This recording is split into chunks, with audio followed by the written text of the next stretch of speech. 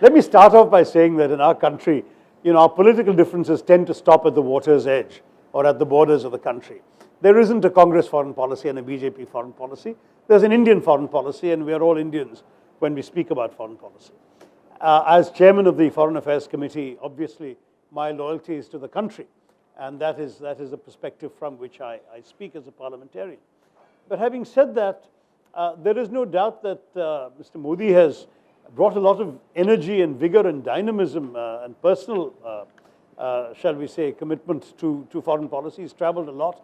He's been to 19, 20 countries, well, 5 more this week, so 24 countries now.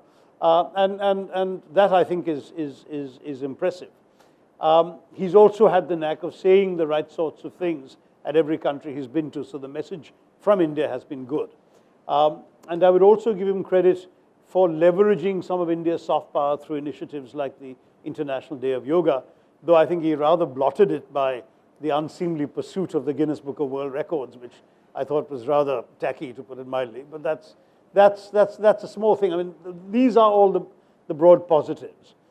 On the other hand, it's important to stress that there's been an overwhelming amount of continuity in national policy. That in almost everything, from the Indo-US nuclear deal and the BJP government signing the additional protocol, all the way through to the way in which we have voted on certain issues at UN bodies, to the conclusion and ratification of the Bangladesh Land Boundary Agreement. All of these have been continuations of of UPA policies, which the BJP had opposed when they were in opposition.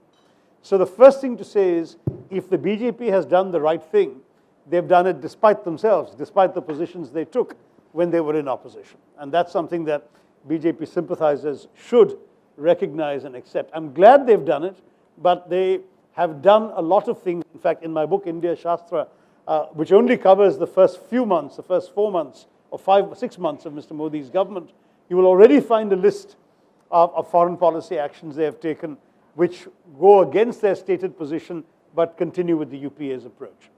The second thing is, when you speak about red lines and so on, I don't find red lines. I find a great deal of U-turns and a lot of confusion and inconsistency where it matters. In Pakistan, for example, we have seen the Pakistani leader being called to the inauguration of the Prime Minister by a Prime Minister who attacked the Congress for feeding chicken biryani to Pakistanis, was the phrase, you may remember. Then you have sari shawl diplomacy. Then you have the opposite extreme with heavy retaliation across the border for Pakistani shelling, leading to an artillery escalation that could have tipped over into the unknown. Then you have, again, planning for foreign secretary talks. Then you have the foreign secretary talks being cancelled because the Pakistanis are doing what they've always done and talk to the Hurriyat. Then you have the foreign secretary being sent off on a Sark yatra to Islamabad. Then you've got the Pakistani president walking past the Indian Prime Minister in Kathmandu, and the Indian Prime Minister ostentatiously reading a brochure so he doesn't have to say hello. I mean, you've seen all of this, and suddenly out of the blue you have this summit meeting in Ufa. I think there's been an incoherence which is, from the point of view of the Indian public, somewhat alarming. So I don't see the kind of clarity I'd like to see. The government is still settling down. Where they've had continuity, I applaud them. Where Mr. Modi has brought in energy and personal commitment and so on to diplomacy, I applaud it.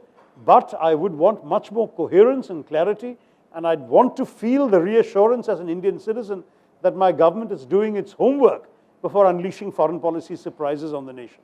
The statements coming out of Pakistan today don't suggest that a lot of homework was done before the meeting in Ufa.